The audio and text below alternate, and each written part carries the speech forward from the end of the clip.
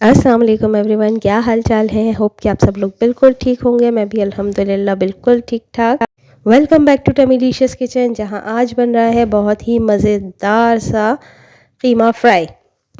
तो चलिए जी, बिना देर किए चलते हैं अपने किचन की तरफ और स्टार्ट करते हैं इस मज़ेदार सी रेसिपी को। लेकिन स्टार्ट करने से पहले अगर आप मेरे चैनल पे नए हैं तो प्लीज़ सब्सक्राइब ज़रूर कीजिएगा, और अगर मेरी रेसिपी आपको पसंद आती है तो इसको लाइक, शेयर और कमेंट किए बगैर बिल्कुल मत जाइएगा। तो शुरू करते हैं अल्लाह ताला के बाबरकत नाम से, जो बहुत मेहरबान नहायत रहम करने वाला है। यहाँ पर मैंने पैन ले लिया है और इस पैन में मैं डालूँगी हाफ़ कप कुकिंग ऑयल का। ऑयल जब गर्म हो जाएगा तो यहाँ पर मैं इसमें ऐड कर दूँगी 1 अदद प्याज है, जो कि मैंने बारीक स्लाइस कर ली है, और इसको मैं अच्छे तरीके से थोड़ा सा पकाऊँगी। ये थोड़ी सी ट्रांसलूसेंट सी हो जाएगी और थोड़ी ब्राउन होने की तरफ जाएगी, उस वक्त तक मैंने इसको पकाना है। अब ये प्याज हल्की हल्की सी फ्राई होना शुरू हो गई है। अब यहाँ पर मैं ऐड करूँगी कीमा। ये मेरे पास बीफ का कीमा है, तकरीबन 700 ग्राम्स है, 3 पाव के करीब है, और इसमें मैंने 2 अदद हड्डियाँ भी डाली हैं। कीमा जब भी बनाएं तो उसमें हड्डी ज़रूर डाला करें, क्योंकि गोश्त के जो अंदर जो अच्छा जो टेस्ट आता है वो हड्डियों की जूसेस का ही आता है। चाहे बाद में आप इसको रिमूव कर दें अगर आप नहीं चाहें, लेकिन इसको डाला ज़रूर करें।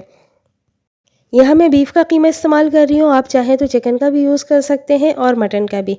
तो इसको अच्छी तरीके से थोड़ा सा इसका कलर चेंज हो जाए, फ्राई करना है इसको हमने। जब इसका कलर चेंज हो जाएगा और इसका पानी हल्का हल्का ड्राई होना शुरू हो जाएगा, तो यहाँ पर मैं ऐड करूँगी लहसुन अदरक का पेस्ट है 2 टेबलस्पून। ये थोड़ा लिक्विड ही सा है, पानी मैंने ज़्यादा डाला है, तकरीबन 1.5 टेबलस्पून। जो प्रॉपर पेस्ट है वो काफ़ी रहेगा। लहसुन अदरक ऐड करने के बाद मैं इसको थोड़ी देर के लिए सौते करूँगी, ताकि लहसुन अदरक जो है वो उसकी खुशबू अच्छी तरीके से इसमें एब्जॉर्ब हो जाए और वो फ्राई हो जाए, कच्चापन उसमें ना रहे।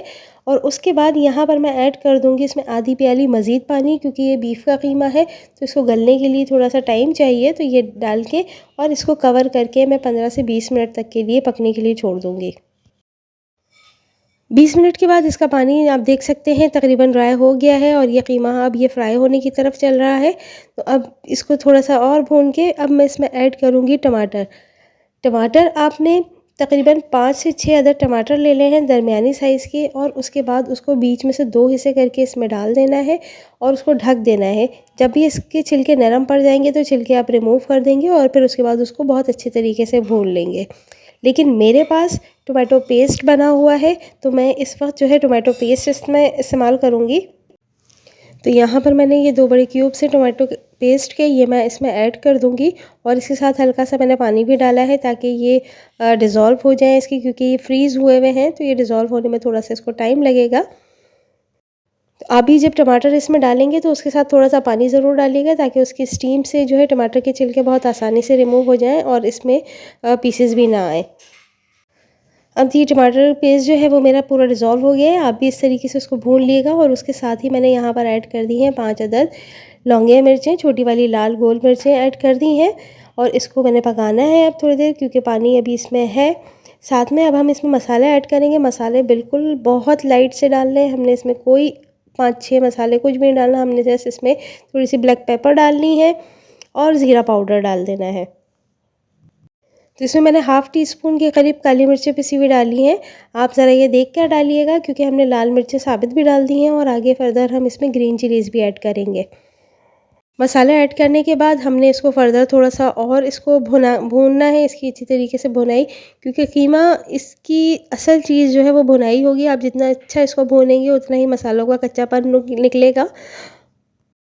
जब भी आप गोश्त का सालन बनाएं तो भुनाई करते हुए इसमें घी का इस्तेमाल ज़रूर किया कीजिए, चाहे थोड़ा सा ही करें आप, बाकी कुकिंग ऑयल में बनाएं, लेकिन घी डालने से भुनाई, जब हम भुनाई करते हैं घी के साथ, तो इसकी खुशबू बहुत अच्छी होती है और बहुत अच्छे तरीके से मसाले की खुशबू उभर के आती है। तो चाहे आप आलू गोश्त बनाएं, टिंडे गोश्त बनाएं, कीमा फ्राई करें, तो इसमें घी के 2 चमचे लाजमी डाला करें। घी ऐड करने के बाद मैं इसको थोड़ी देर मज़ीद भूनूंगी, ताकि घी का जो कच्चापन है, इसकी जो खुशबू है कच्ची सी, वो ख़त्म हो जाए। तो इसको अच्छे तरीके से 5 से 7 मिनट तक आपने इसको भूनना है, ताकि इसकी कच्चापन ख़त्म हो जाए। घी को अच्छी तरीके से भूनने के बाद अब यहाँ पर मैं ऐड करूँगी तकरीबन आधी प्याली से थोड़ी-सी ज़्यादा दही है, उसको मैंने बहुत अच्छे तरीके से फेंट लिया है। अब वो मैं इसमें ऐड कर दूँगी और फिर इसको फिर अगेन इसकी भुनाई करनी है।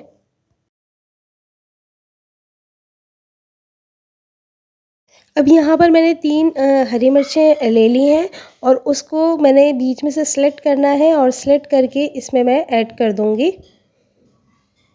हरी मिर्चें आप अपने टेस्ट के हिसाब से कम और ज़्यादा कर सकते हैं। आप चाहें तो इसमें पीसेस करके डाल सकते हैं, लेकिन यहाँ मैं साबित इसलिए डालती हूँ ताकि अगर किसी को ज़्यादा स्पाइसी खाना हो तो वो मिर्चें तोड़ के खा लें और जिसको नहीं खाना होता तो वो सादा खा लें। हरी मिर्ची डालने के बाद अब हमने इसको उस वक़्त तक भूनना है जब तक कि इसका ऑयल सेपरेट नहीं हो जाता। जब ये इसका ऑयल सेपरेट हो जाएगा इट मीन्स कि ये रेडी है।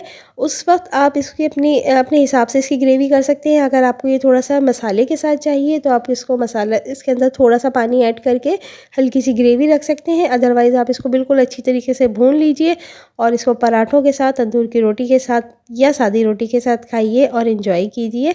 साथ में ऊपर हल्का-सा गार्निश कीजिए जिंजर जूलियंस के साथ, हरा धनिया के साथ और थोड़ा-सा पिसा हुआ गरम मसाला डालिए और मज़े लीजिए। तो जी ये थी हमारी आज की recipe keema fry. I hope कि आप लोगों को पसंद आई होगी। पसंद आई है तो लाइक, शेयर और कमेंट करना बिल्कुल भी मत भूलिएगा। चलती हूँ इस दुआ के साथ कि अल्लाह ताला हम सब पर अपनी रहमतें और बरकतें इसी तरह नाज़िल फ़रमाए और हमारे दस्तरख़्वान को इसी तरह से वसी करे। आमीन सुम्मा आमीन। अल्लाह हाफ़िज़।